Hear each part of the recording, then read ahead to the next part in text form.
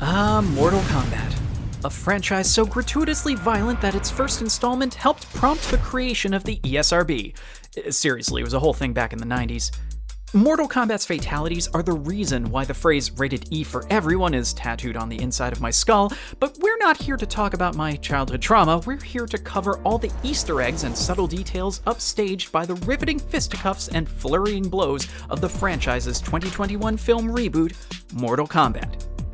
Yeah, that's the full title. Really. Okay, let's get this one out of the way first. Hey, mister, you're in my chair. Johnny Cage, beloved staple of the Mortal Kombat lineup and Hollywood darling, has been an ever-present icon of the series since his appearance in the first Mortal Kombat game in 1993. And he is nowhere to be seen in Mortal Kombat 2021. Well, sort of. While Cage doesn't show up on screen, fans of the series immediately caught his likeness in the movie poster for Citizen Cage that we see at the end of the film. To be fair, the movie isn't super subtle with their foreshadowing of Cage in a potential sequel, but to newcomers of the franchise, this may have escaped their notice. And if someone could let me know in the comments what hashtag we're going with to get The Miz cast in this role in the sequel, please let me know. Thanks. Come to a little tournament, he said. Be good for the career, he said. Next up is something that was just, missing from the movie. Mortal Kombat itself. See, technically Mortal Kombat refers to the deadly martial arts tournament fought between warriors from two dimensions, Earthrealm and Outworld. However, the film takes place in the lead-up to the next Mortal Kombat, focusing instead on Shang Tsung's plan to wipe out Earthrealm's combatants before they can compete. To win on a technicality, I guess. Now, several MK game installments and even the first season of the 2011 web series Mortal Kombat Legacy have avoided the tournament too, but I'll understand if you felt a little duped when you found out that the movie was less about a deathmatch tourney and more about villains trying to sabotage a sporting event before it happens. Kinda like a more violent Space Jam. The team behind this Mortal Kombat movie obviously delighted in peppering in references to the games wherever possible. At one point during the training sequence for Cole and Kano, their mentor Liu Kang tells them that it's time to test your might. This seemingly innocuous line is not just a shout-out to a button-mashing minigame developers Ed Boon and John Tobias included in the original 1993 game, but one of the most repeated lines in the classic theme song. And speaking of the theme song, did anyone else catch the couple of notes the soundtrack was dishing out while Liu Kang attempted to plant his signature bicycle kick into Cabal? That's the OG Mortal Kombat theme making one of its more prominent appearances in the movie. Another much less subtle example occurs just before the showdown between Scorpion and Sub-Zero. Downplayed use of recurring and referential musical themes. Very Lin-Manuel Miranda. Hey, I'm just saying, maybe see if he's interested in scoring the sequel. Think of the crossover appeal. Give him a role. It's not like there's any shortage of characters he could play. Sticking with Liu Kang for a second, there's a hilarious sequence during a training bout between him and Kano where Liu Kang manages to knock the cocky Aussie's legs out from under him with the same sweeping kick like 4 times. Not a big deal, right? Well, certain moves from the games are roundly despised by players for how easy they are to spam. And the leg sweep displayed by Liu Kang is a notorious offender. If you're bored or just outright cruel, try watching the scene with a hardcore MK fan and enjoy the schadenfreude of seeing them remember losing to this move over and over. And you know what? Let's move on. An early scene in the film shows legendary warrior Hanzo Hasashi holding one of the small, multi-faced Japanese daggers known as kunai, which he is using to garden. Weird, right? Nope. This is actually a rare moment of historical accuracy in the film because kunai were originally gardening tools that Japanese peasants adapted for combat. Yep, in a flick about interdimensional sports sabotage and magically fueled ultra-violence, some brave nerd on the production team turned around and said, "Y'all, if we aren't going to respect the history of the kunai, what are we even doing here?" After which they probably got right back to mopping up whatever gruesome practical effects were sullying the set from the last fight scene. Fight! Jumping back to the MK canon, newcomers may not realize just how many of the franchise's bajillion combatants Easter egged their way into the movie. Nightwolf, for instance, one of the most prominent First Nations characters in gaming, can be spotted as an illustration in one of the books Sonya shows Cole. In that same scene, another one of Sonya's reference images appears to depict a bust of a warrior clad in a blend of ancient Aztec and Mayan style. This statue is more than likely a reference to Kotal Kahn, one of the franchise's more recent recurring anti-heroes. In between the slick ultra-violence, niche gaming references, and bouts of fan service, it's easy to overlook something small and silly. For instance, and I love how weird this choice is, when Kano refers to Liu Kang as Magic Mike, yeah, not sure where that came from, but hey, if Channing Tatum is up for it, that would be a wild crossover. And this is a franchise that just had RoboCop, Terminator, and Rambo.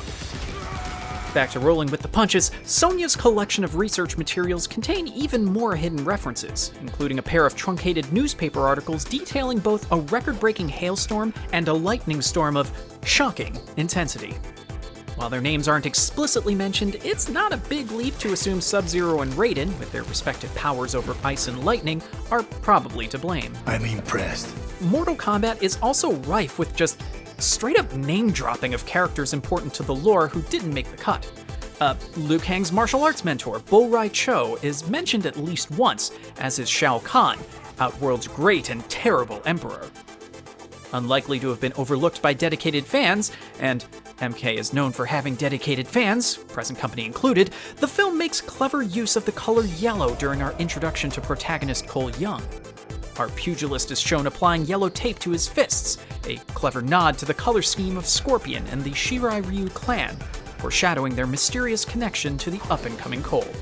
Okay, question. Who has the worst luck in Mortal Kombat writ large? Answer? I honestly have no idea, but Jax makes a solid candidate. The cool and collected Special Forces operator turned bionic armed combatant originally had both arms intact until Mortal Kombat 3, but since then, numerous explanations for the loss and replacement of his organic arms have come and gone, and a lot of them are lose your lunch bad. While the scene in which Jax is deprived of his birth biceps this time around is impossible to miss, its implications are easier to overlook. Instead of voluntarily swapping out his limbs or having them teleported off, or having them liberated from his shoulders by way of a grenade, or that one time Goro gave Jax a double handshake so firm it came with lasting consequences, this new take on the story makes Sub-Zero the villain responsible for Jax's disarmament. Whether this version sticks around for the sequel is unknown, but man, can we all agree that Jax deserves a break? Well, apparently not, because the next Easter egg on the list occurs when Jax first introduces himself to Cole, referencing as he does so one of Cole's prior fights that ended with a victorious Cole claiming the belt of his opponent, Eddie Tobias. Sound familiar? This well-beaten boxer is named after the original creators of Mortal Kombat, John Tobias and Eddie Boon. Boon and Tobias get another reference during the film's final confrontation when Sub-Zero completes a quick wardrobe change, swapping out the blue details for a solid black costume that is a shout-out to a secret character Ed Boon snuck into Mortal Kombat 2, Noob Saibot. Noob's existence was apparently kept secret from co-creator John Tobias until the pair were well into developing Mortal Kombat 3. And if you're wondering why they named a character Noob Saibot, yeah, it's just Tobias Boon backwards. Because, you know, Mortal Kombat. Classic Mortal Kombat nomenclature. On the subject of deep-cut Mortal Kombat development lore, there's a moment where Cole remarks that it's strange that combat is spelled with a K. Turns out that's just a playful nod to the story of how the original game title changed from Combat with a C to Combat with a K. Rumors persist that it was due to trademarking problems, but according to Ed Boon, the real scoop is that no one on the team could come up with a name for the game that anyone actually liked. Until pinball designer Steve Ritchie noticed that somebody had drawn a K over the C in combat, probably as a joke, and suggested Mortal Kombat. And it stuck. Next up are another two objects that show up in the film for a moment, but are powerfully connected to more adored characters who didn't make the final cut. First, a pair of fan blades, iconic to fans because they are the signature weapons of Edenian combatant Kitana, can be spotted in a hallway of Raiden's temple. Kitana's exclusion from the movie definitely irked some fans though, and not only because she is a favored member of the MK roster, but because she is canonically very much tied to the villainess Melina, who herself plays a major role in the movie. Best guess why? Kitana's probably being held back for the sequel, just like Johnny Cage. The second character-hinting artifact we see in Raiden's temple is the amulet Kano steals during one of the movie's most critical scenes. Now, for the average viewer, this amulet looks like, well, an amulet. Any old amulet. Every old amulet, if I'm being honest. But just like when Gandalf warns Bilbo about the existence of a range of magic rings, some of which are banal and some of which are deeply sinister, the fancy necklace swiped by our Outback brawler bears a pretty convincing resemblance to an object known as the Amulet of Shinnok. But you wear my amulet. Finally, you embrace the truth the Elder Gods deny. In MK lore, Shinnok is a fallen old god of death. And yeah, that's exactly as bad as it sounds. And his amulet, his shiny little amulet that looks a lot like the one Kano just boosted from the temple, that amulet, that average-looking amulet, it just so happens to hold all of the power he lost during his fall from godhood, and possessing it offers Shinnok a number of perks, like free teleporting between realms or the ability to erase others from existence. So, that's probably nothing to worry about. Maybe the Earthrealm crew will catch a break and Thanos will swoop in to snatch the amulet? I mean, he does seem to have a thing for apocalyptically magic accessories, and hey, he already has a glove. I'm looking forward to the fan art of that when this video's done. No installment in the Mortal Kombat franchise would be complete without the inclusion of their legendary finishing moves, fatalities, which tend to involve an absolutely outlandish quantity of gore, so lavishly rendered that the sight of it would give Vincent Price a heart attack. And Vincent Price has been dead since 1993, the same year that Mortal Kombat 1 released. Now, this here is a family channel and proud of it, but still, no list of Easter eggs in a Mortal Kombat movie would be complete without those fatalities, so bear with me as I attempt to point out a few without getting us demonetized. So remember the scene where Kano ends his battle with Reptile by, emphatically deporting Reptile's internal Valentine with his bare hands? Yeah, that's a shot-for-shot of one of Kano's iconic fatalities from the first Mortal Kombat. Oh, and then Kano follows up by proclaiming, "Kano wins," in a smug tone, making direct reference to the audio clip which plays at the end of a victorious bout throughout a ton of the Mortal Kombat games. Kano wins.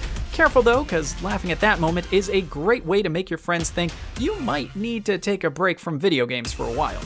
Next, there's the moment where Liu Kang manages to get Cabal into a vulnerable position during their confrontation, and then proceeds to activate his own arcana, which transforms Liu Kang into a dragon of pure flame. This dragon promptly rears back, and then quite forcefully invites Cabal over for a barbecue. Permanently. Now, this one is right out of MK2, and while there's probably a Cabal kebab joke somewhere in there, I've already racked up enough puns to get a brutality out of this one, so let's move on to another reference to a finishing move from the second ever Mortal Kombat game, which occurs when Jax, having battled the assassin Reiko until the latter is kneeling before him, decides to find out whether his fancy new Arcana-empowered bionic arms are any good for clapping. And the resulting round of applause is enough to make an Ariel Jackson Pollock painting out of Reiko's melon. Did I mention this movie almost ended up with an NC-17 rating? On a lighter note, the showdown between Jax and Reiko takes place in an area starkly reminiscent of the Pit, one of the more well-known recurring stages from the games. The Pit shows up here and there in different installments of the series, but it doesn't deviate too much from what's in the film. A thin bridge, underground, suspended above a whole bunch of spiky rocks. Very homey. Still, the Pit is a fixture of the MK universe, and plenty of fans were pleased to see it brought to life for this scene. Okay, one last fatality to mention before I inevitably have to mop up my workspace after upchucking from remembering this one. So, Kung Lao has this hat, right? It's big and silly looking, and its brim is apparently sharpened to a razor edge, which probably won't even come up, and half the characters in the film take any opportunity they can to drag the fighter for how stupid it looks. Except then, Kung Lao ends up dispensing with the winged combatant Nitara very, very quickly when he channels his classic finishing move that involves turning his hat into a Beyblade cum table saw before bisecting Nitara in a manner befitting of a side of beef in a meat locker. Perfect for when they bring in Rocky Balboa, because hey, they already have Stallone's face model. In terms of hat-based harm infliction, Kung Lao is right up there with Oddjob and Thomas Shelby. Ugh, gross. The final Easter egg to cover is, thank goodness, a more temperate one. During some of the scenes in Sonya's scrapyard, a boat is visible in the background. A closer look reveals the name of the vessel to be Bambino, Italian for baby. We thought this was just a random set piece, but apparently it may be a cleverly hidden reference to the Babalities from Mortal Kombat 2. Babalities were an Easter egg finishing move which, instead of getting anyone indicted for crimes against humanity, just turned your opponent into a crying baby while a few notes of Rockabye Baby can be heard in the background. Mortal Kombat is the best kind of weird. Mortal Kombat 2021 is likely going to be as divisive as the games. Many longtime fans like myself will defend it as a fun ride, but other fans and film critics aren't declaring it a flawless victory. Rumors of a sequel are circulating already, but I'm personally more excited for the in-flight movie cut to bring that monkey fighting snakes on this Monday to Friday plane energy.